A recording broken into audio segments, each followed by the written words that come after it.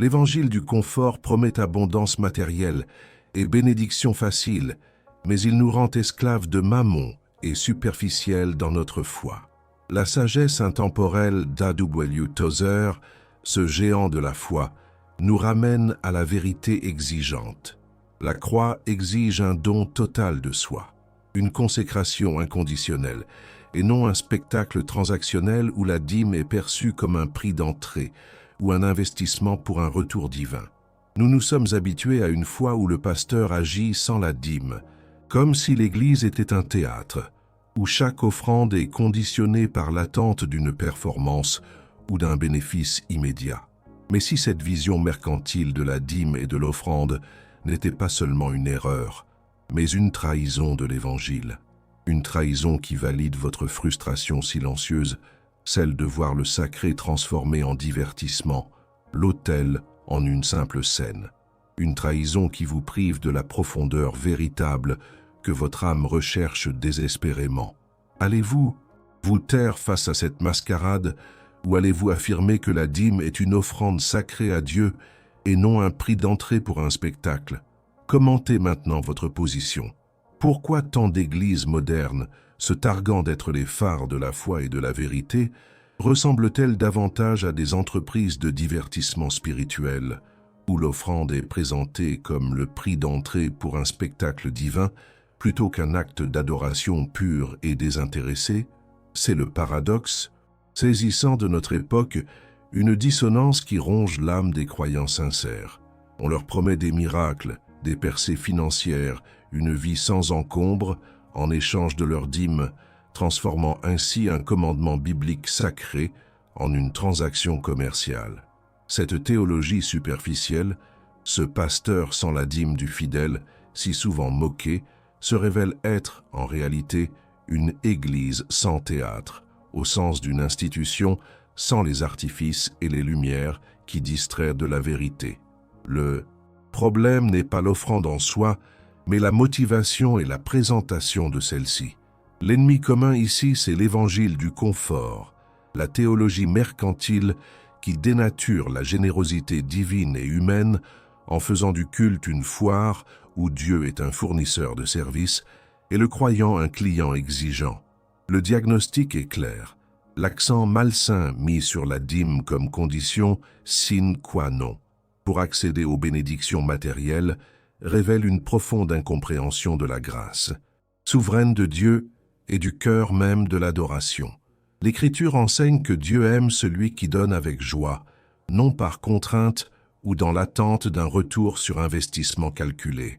La dîme, dans son essence biblique, est une reconnaissance de la souveraineté de Dieu sur toutes nos ressources, une expression de gratitude et de confiance en sa providence. Mais quand elle est prêchée comme un levier pour débloquer des faveurs divines, elle mute en une forme subtile d'idolâtrie. Nous ne cherchons plus Dieu pour lui-même, pour sa sainteté, sa justice ou sa gloire éternelle, mais pour ce qu'il peut nous donner. Nous transformons la dîme en une offrande à Mammon, déguisée en culte chrétien. A.W. Tozer, le prophète du XXe siècle, aurait dénoncé avec véhémence cette distorsion. Pour lui, l'adoration authentique ne souffre aucun compromis, aucune arrière-pensée. Elle est une consécration totale à Dieu, une recherche de sa face avant toute autre chose. Le pasteur qui exige la dîme, par coercition ou par des promesses de gains mondains, transforme son ministère en une arnaque spirituelle, et l'Église en une entreprise de spectacle qui vend des illusions. Nous devons plonger dans l'abîme des conséquences de ce troc spirituel. Quand la générosité est conditionnée par l'attente d'un retour immédiat et tangible, l'acte de donner perd toute sa signification sacrificielle et son pouvoir de sanctification. Où est la croix dans cette équation? La croix, qui exigeait tout de Christ et qui exige tout de ses disciples, est réduite à un simple jalon sur le chemin de la prospérité personnelle. Ce n'est plus tout pour Christ, mais Christ pour tout ce que je veux. Cette mentalité sape la véritable piété, car elle encourage l'égoïsme sous le couvert de la spiritualité. Elle crée une génération de croyants superficiels, plus préoccupés par le contenu de leur compte en banque que par la pureté de leur cœur ou la gloire de Dieu. Ils se lassent vite lorsque les bénédictions promises ne se matérialisent pas, car leur foi n'était pas ancrée en Dieu, mais dans la promesse d'un gain. Ils finissent par se sentir trahis, non par Dieu, mais par une doctrine mensongère. La vraie dîme est un acte de foi, une offrande de ce que Dieu nous a déjà donné, un témoignage de sa souveraineté et de notre soumission. Elle n'est pas un contrat commercial. L'appel est donc à un retour radical à la pureté de l'adoration, à l'essence non corrompue de l'Évangile. La dîme et les offrandes doivent redevenir ce qu'elles ont toujours été, des expressions tangibles de gratitude, de soumission et de consécration, jaillissant d'un cœur transformé par la grâce, et non des investissements dans un théâtre divin où le pasteur est le metteur en scène et Dieu, une force cosmique à manipuler. C'est un appel à rejeter l'idolâtrie de la richesse et du confort et à embrasser la voie étroite et exigeante du discipulat. Tozer a affirmé que l'Église est devenue faible parce qu'elle a perdu le sang du sacré, le respect pour la majesté de Dieu. Notre dîme et nos offrandes doivent refléter cette majesté, cet amour inconditionnel de Dieu. C'est l'acte d'une âme qui reconnaît que tout vient de lui et que donner est un privilège, non une contrainte. C'est la voie vers la vraie richesse, non pas matérielle, mais spirituelle et éternelle, ancrée dans la saine doctrine de la souveraineté divine et du sacrifice du Christ. Si le culte est devenu une simple performance divertissante et que la dîme s'est transformée en un ticket d'entrée pour un spectacle religieux, comment pouvons-nous encore prétendre honorer le Dieu Tout-Puissant qui, selon ses propres paroles, cherche des adorateurs en esprit et en vérité? Ce paradoxe déconcertant met en lumière la crise spirituelle de notre époque. La pasteur sans la dîme du fidèle n'est pas un pasteur éthique, mais bien celui qui se soucie plus de la transaction financière que de la sanctification de l'âme. Son Église sans théâtre est en réalité une Église sans la profondeur du sacré, remplacée par les artifices et les artifices d'une scène. La confusion est générale. On applaudit des performances vocales, on s'émeut d'anecdotes personnelles, mais la grandeur de Dieu, la puissance de sa parole, la gravité du péché et la splendeur de la rédemption sont relégués au second plan, sacrifiés sur l'autel du divertissement. Cette dérive de l'adoration n'est pas anodine. Elle est symptomatique d'une profonde maladie spirituelle qui corrompt le cœur de la foi et érode la substance même de notre relation avec le Créateur. Le diagnostic est implacable. La superficialité de notre adoration, où l'émotion éphémère remplace la conviction profonde et où le spectacle éclipse la sacralité, est le symptôme manifeste d'une foi déracinée des profondeurs inébranlables de l'Écriture. Nous avons échangé le poids de la gloire de Dieu contre la légèreté des sensations.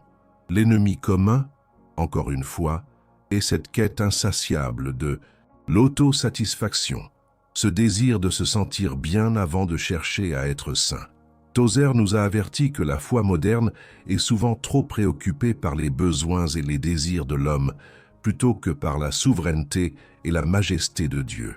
Quand la prière se transforme en liste de courses et le culte en une opportunité de se divertir, nous ne sommes plus en présence de l'adoration biblique, mais d'une contrefaçon subtile, une sorte de religiosité humaniste.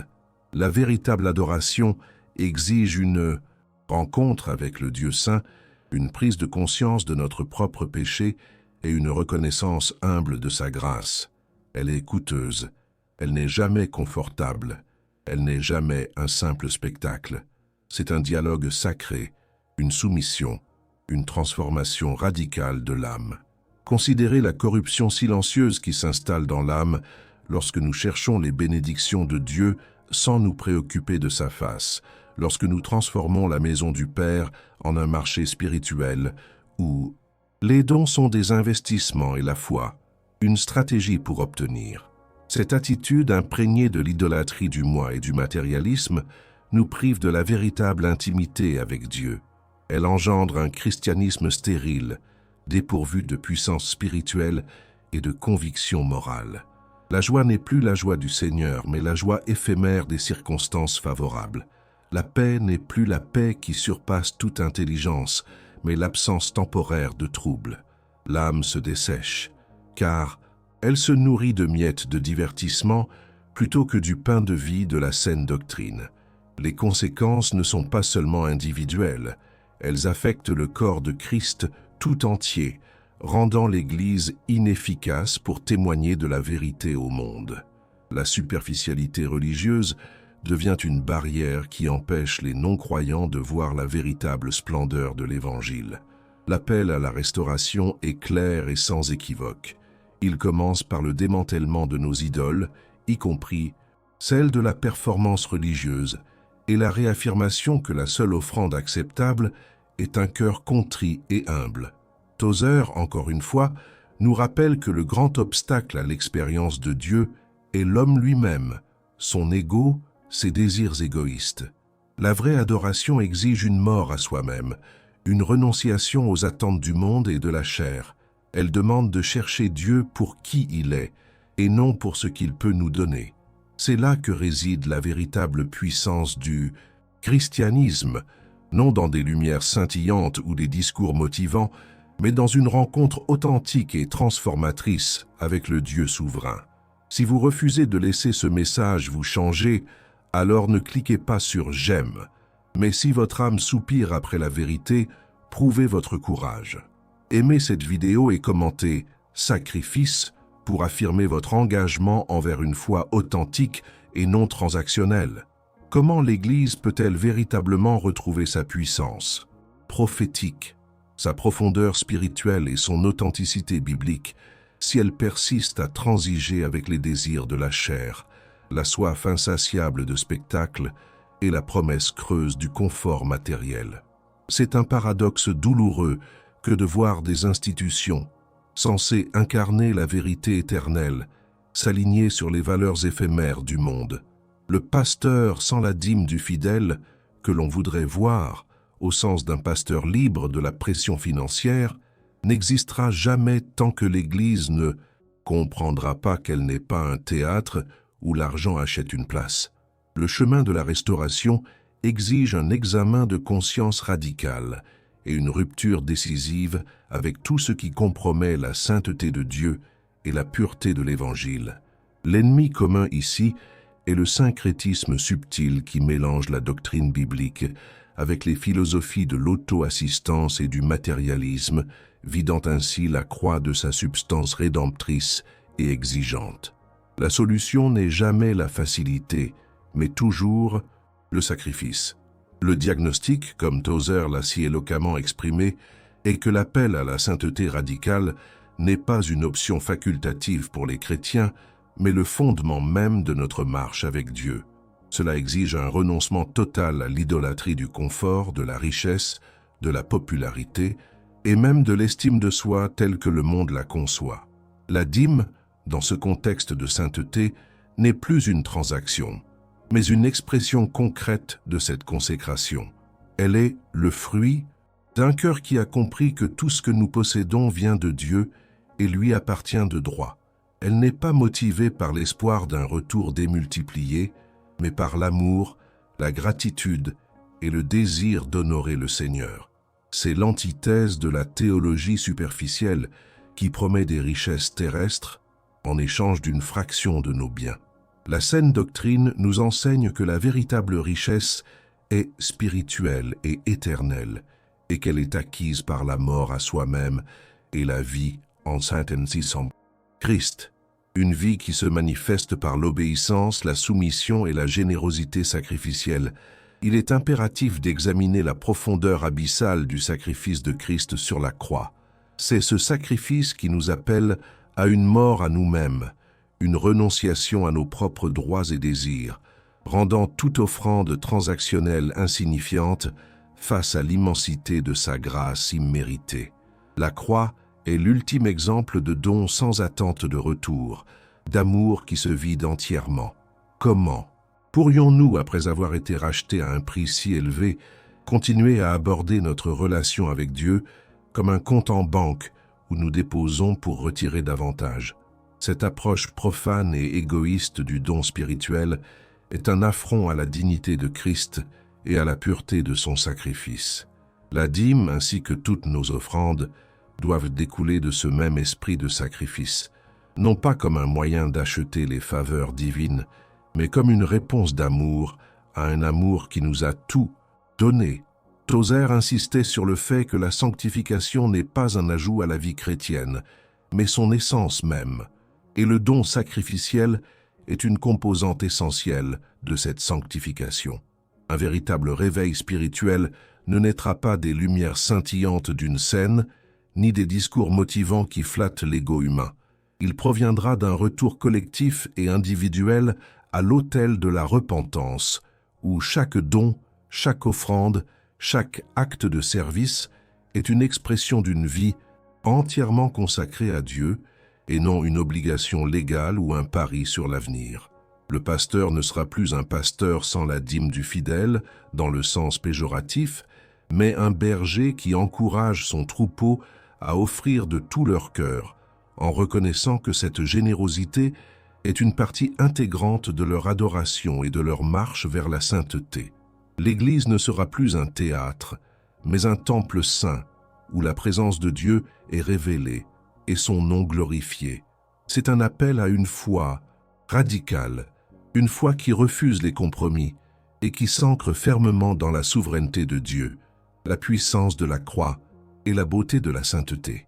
C'est un chemin difficile, mais c'est le seul chemin qui mène à la vie éternelle et à la gloire de Dieu.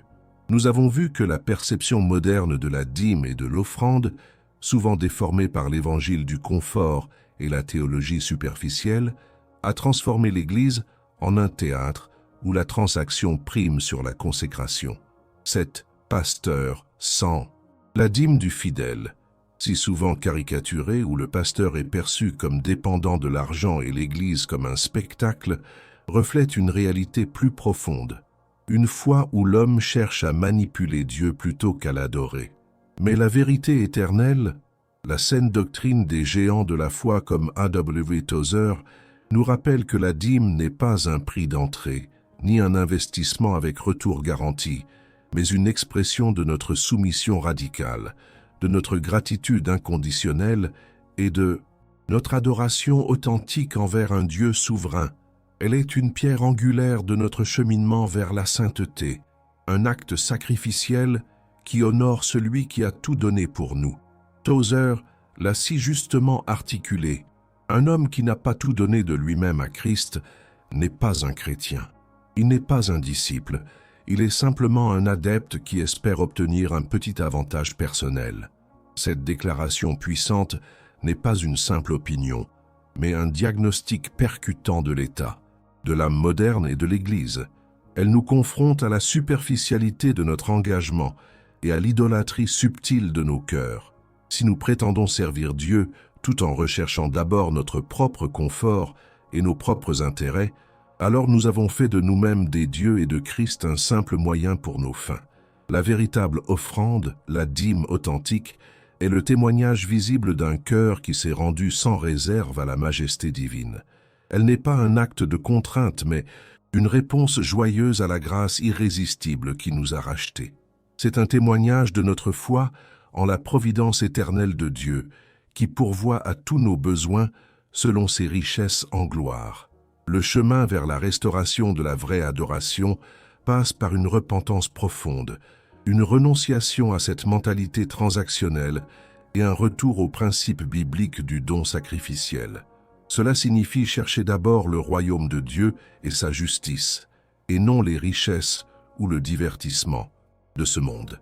Cela signifie comprendre que la valeur d'une offrande ne réside pas dans son montant, mais dans l'état du cœur qui la présente. C'est un appel à l'humilité, à la discipline et à une foi qui place Dieu au centre absolu de toute chose. Nous devons démanteler les scènes que nous avons érigées dans nos églises et dans nos cœurs et reconstruire des autels où le Saint-Esprit peut se manifester en puissance et en vérité. L'Église n'est pas un lieu de divertissement, mais le corps de Christ, un lieu de transformation, de sanctification et d'adoration radicale.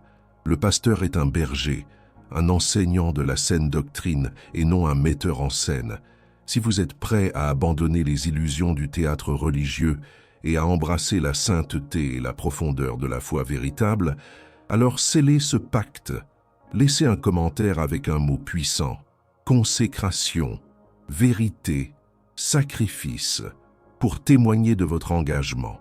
C'est un serment silencieux devant le Père, une déclaration d'allégeance à la seule Église que Christ a bâtie, non sur le sable de l'opinion humaine ou du spectacle, mais sur le roc inébranlable de sa parole.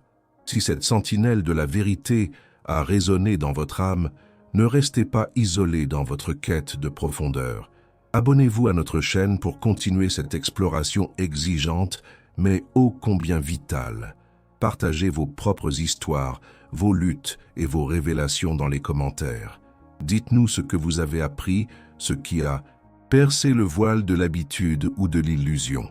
Ensemble, nous forgerons une communauté d'âmes affamées de la parole, loin des paillettes et des promesses creuses, cherchant la gloire éternelle de notre Dieu souverain. La vérité, mes amis, est une épée à double tranchant. Elle coupe les illusions, démasque les hypocrisies et expose la superficialité qui a tant gangrené la foi moderne.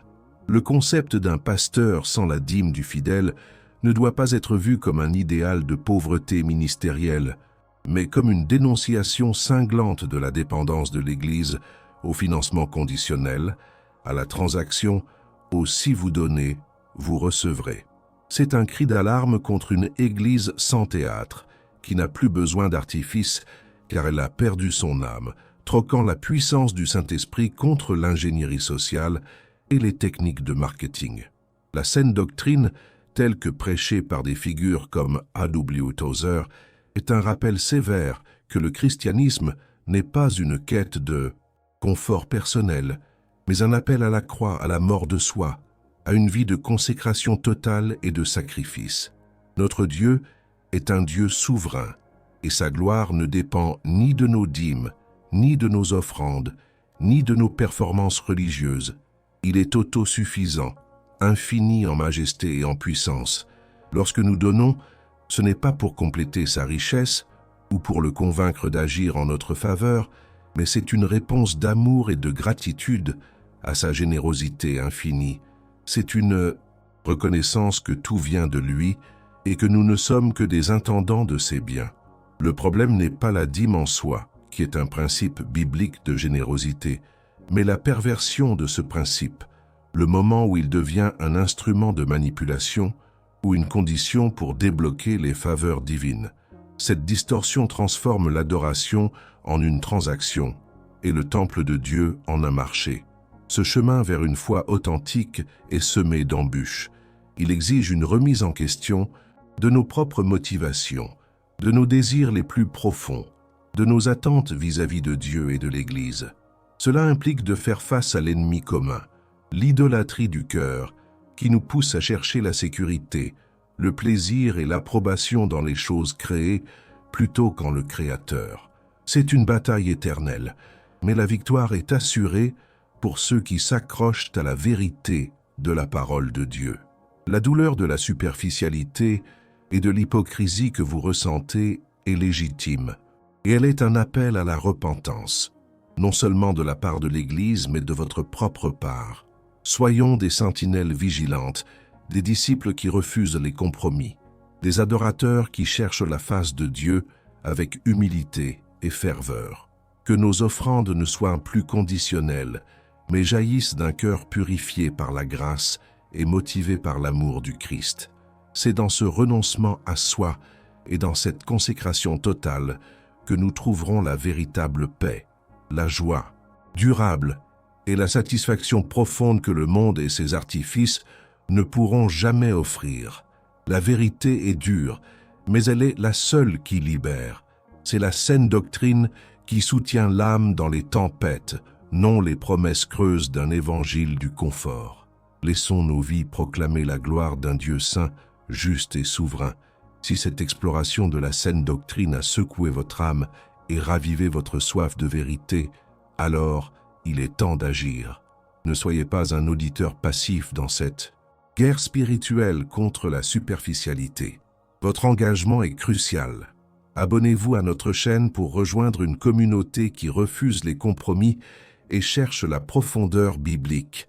Cliquez sur « J'aime » si ce message a percé le voile de l'illusion pour vous. Et surtout, partagez cette vidéo. C'est un acte de courage, une déclaration que vous ne laisserez pas la vérité être silenciée. Commentez avec profondeur pour nous faire savoir que vous êtes prête à plonger plus loin, à rejeter le théâtre et à embrasser l'autel. C'est un appel à l'action immédiat, un test de votre engagement. Ne restez pas dans l'ombre, faites entendre votre voix.